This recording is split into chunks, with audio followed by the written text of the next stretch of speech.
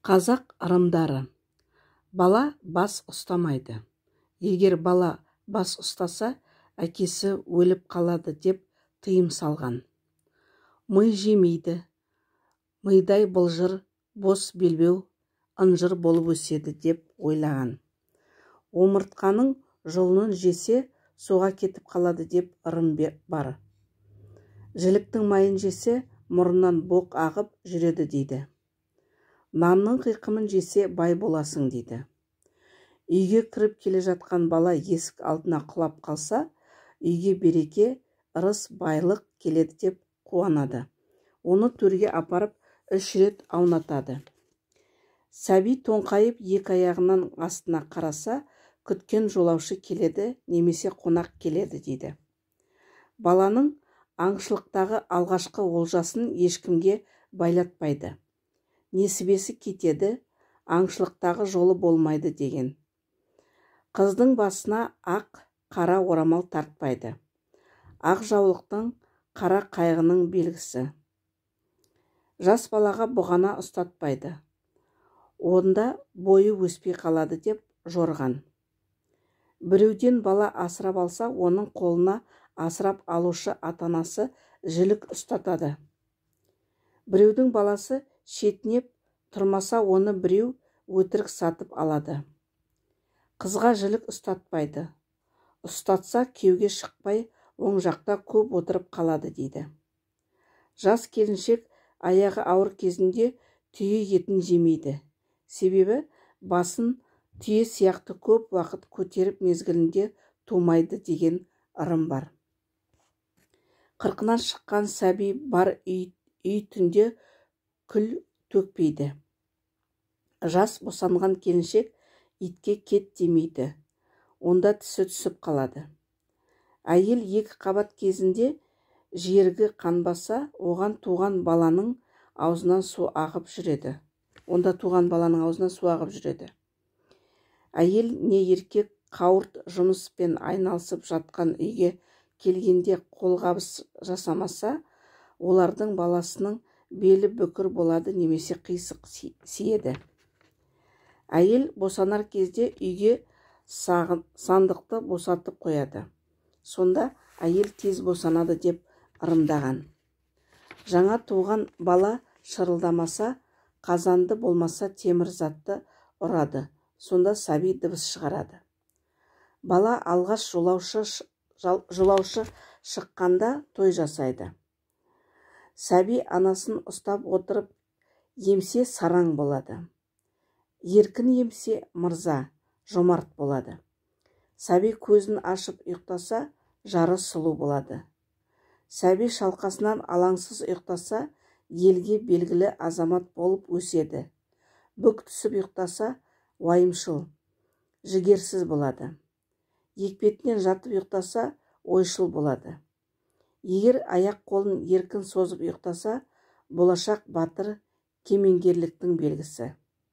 Қыз балаға шашы өссін деп желке жегізеді. Баланың желкесі шұқыр болса, немесе желкесінен сүйсе кесір болып өседі.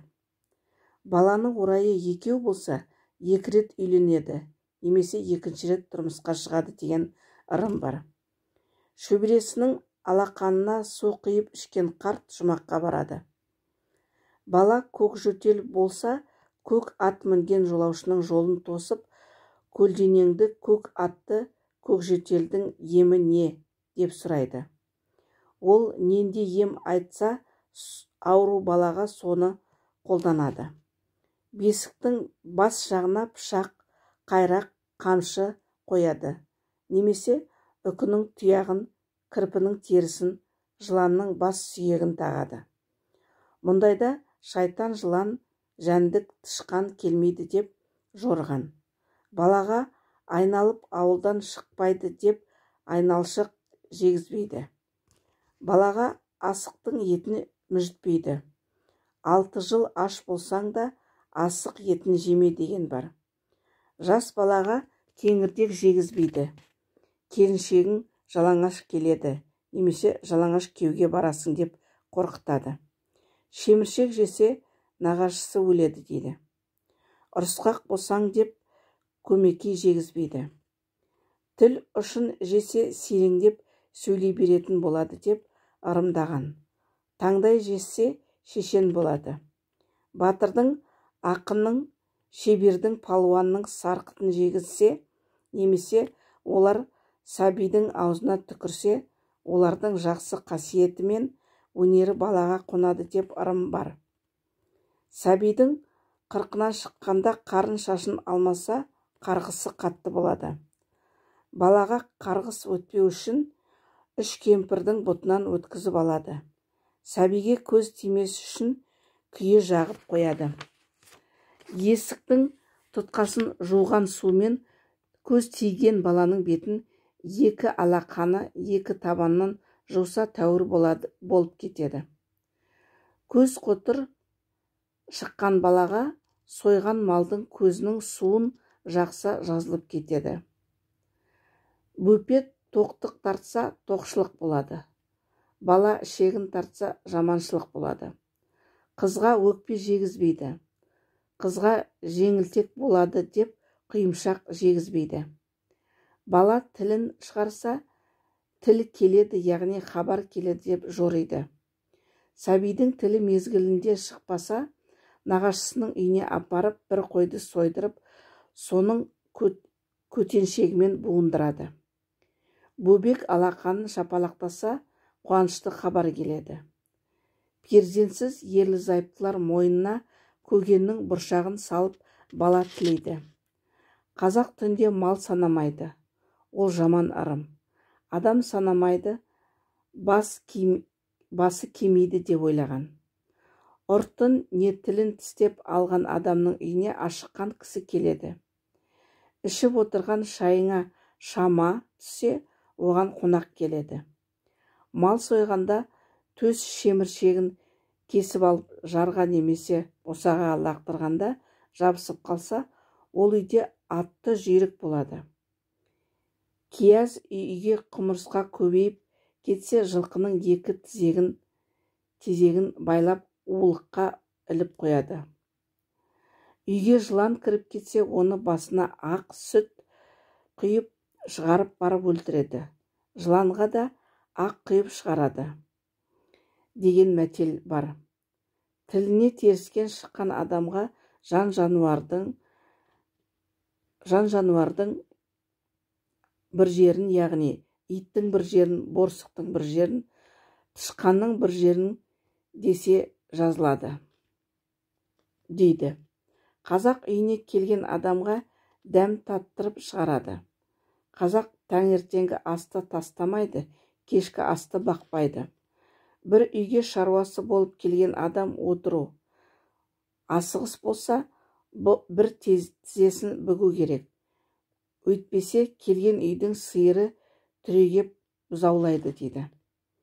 Оң көзің тартса қуанасың, сол көзің тартса ренжисің. Алақаның қышса жақша ұстайсың, табаның қышса жүгіресің. Адам қиын бассаң, олжаға кенелесің. Адам түшкірсе, жәркім алла, мал түшкірсе, түш жануар дейді. Алдыңнан қара мысық кесіп өтсе, жолы болмайды. Жүргішке түзге отырған әйел кездессе, оның жортқанда жолы болады. Біреудің мойнына құңнан қарысып қалса, кербез кісінің сыртынан сәлем жасайды, сонда жазылады. Не жақсылық, не іс келмейтін адам бір жақсылық жасаса, жерден алып шөп сындырады. Тамақ ішіп отырған адамның ыдысына шыбын, көбелек тағы басқа жәндік түсіп кетсе, оның несібесі көп болады. Ит ұлса жамандық болады. Мысық тіреу босағаға тырнаса, ауа райы бұзылады. Көрпенің тұйығын ірге жаққа қаратып төсейді. Түнде үй сыпырмайды, тырнақ алмайды. Сыпырғышты тік қоймайды және жоғары қоймайды. Түнде су алуға бармайды. Егер барса, су иесі Сүлеймен су алуға рұқсат бер деп, суға 3 рет кесек лақтырып барып алу керек. Жылқының жасауын Қотадан жатқан қойдың тынысын, малдың өрісін бұзса жаман болады.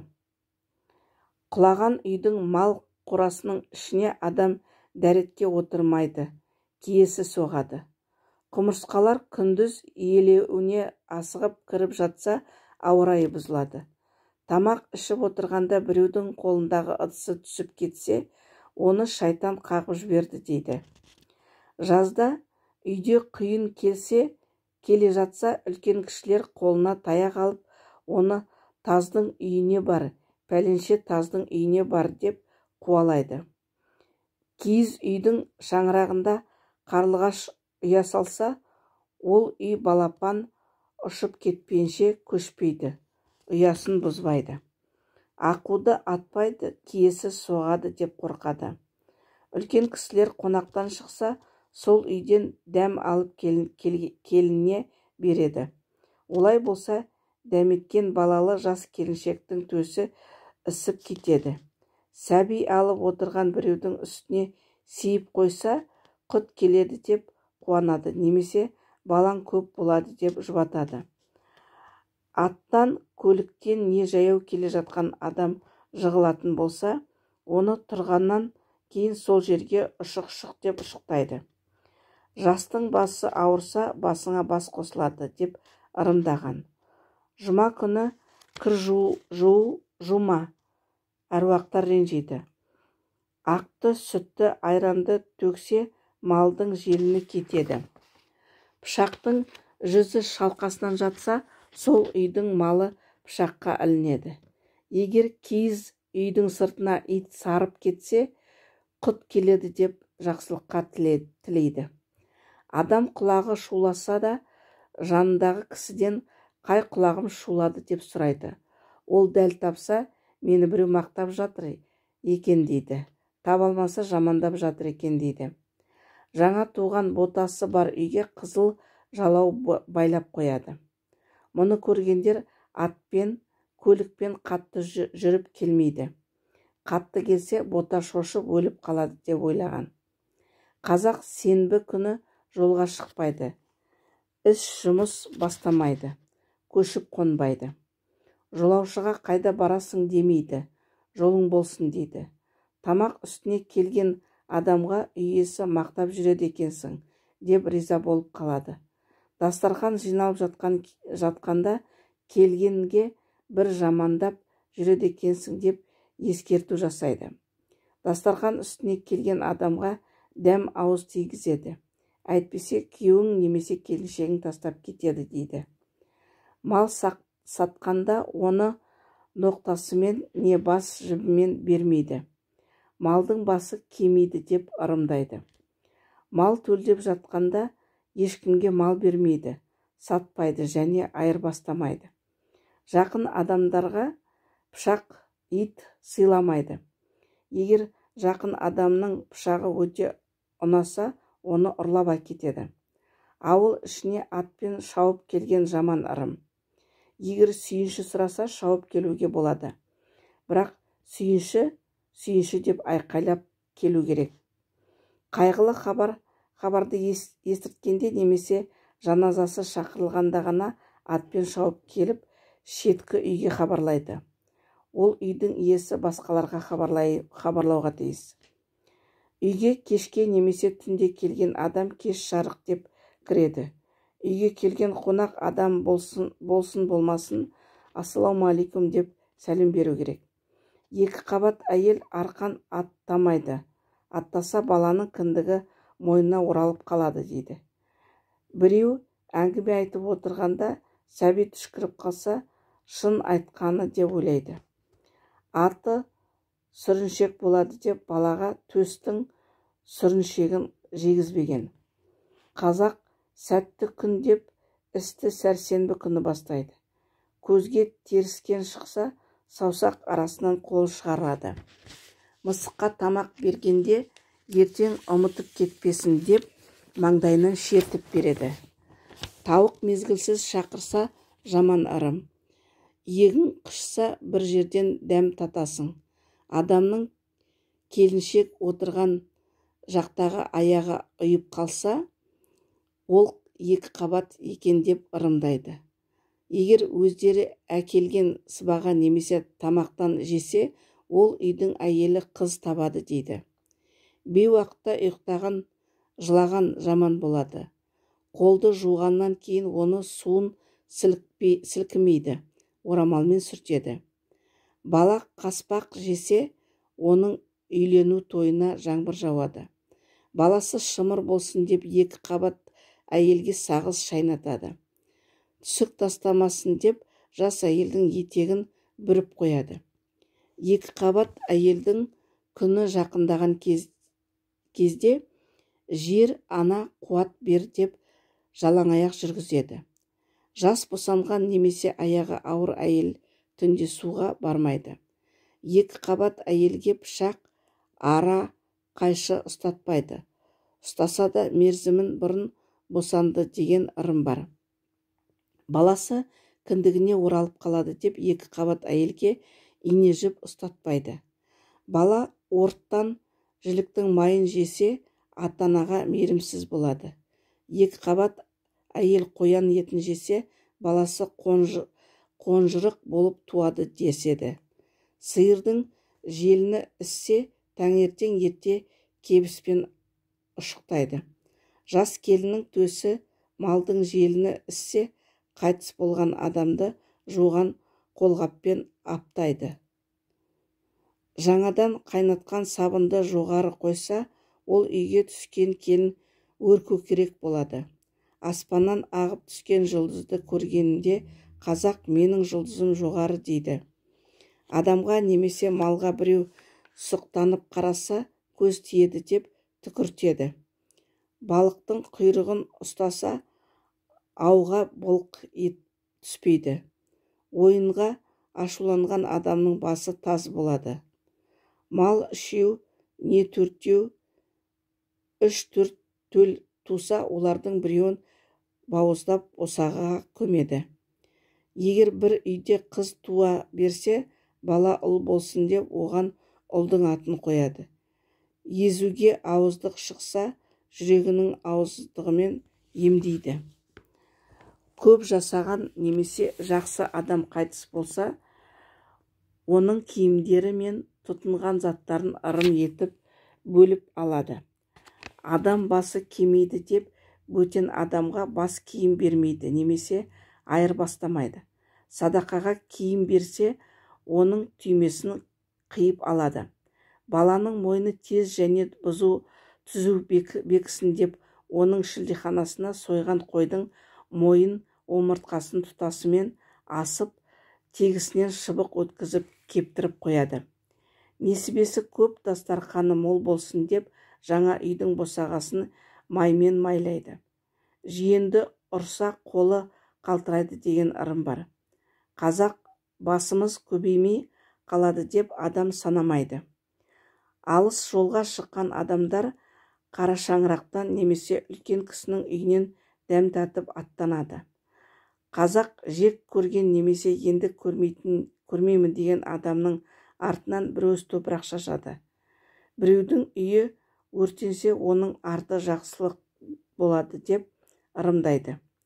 Жаңа айды көргендер жаңа айда жарылқа, ескі айда есірке деп бата жасап ырымдайды. Шала туған баланың тымаққа салып, неше күн кем болса, сонша күн кереге басына іліп қояды. Қалы үлкейіп кетпесін деп қалымен туған балаға Қалдыбай, Қалдыгүл деп ат қояды. Пәле жаладан аулақ болсын деп жаңа үйленген жастардың төсегін арша түтінімен ыстайды. Өреден жас құрт алып жесе, жаңбыр жауады. Өліктің денесі оралған кілемді түнде жұлдызға қарап жайып барып пайдаланады. Шашалған адамға майғап дейді. Ет турағанда бір кесек ет қалып қойса, ет тураушыға өтірік айтатының бар екен дейді. Біреу қайтыс болды деп естіртіп, кейін ол тірі болып шықса, көп жасайды екен деп ырымдайды. Үйдің өз сәбиі үйге ассалаумағалейкум деп кірсе, ол үйге көп кешікпей қонақ келеді. Сәби қолындағы заттарын шашу деп шашса, ол үйде той болады. Бас киімді теріс қаратып киген жаман істің белгісі. Жас адамдар басым ауырады десе, басыңа бас қосылады дейді екен. Каналыма қош келдіңіздер. Лайк басып, пікір қалдыра отырыңыздар. Бәріңізге рахмет тыңдағандарыңыз үшін.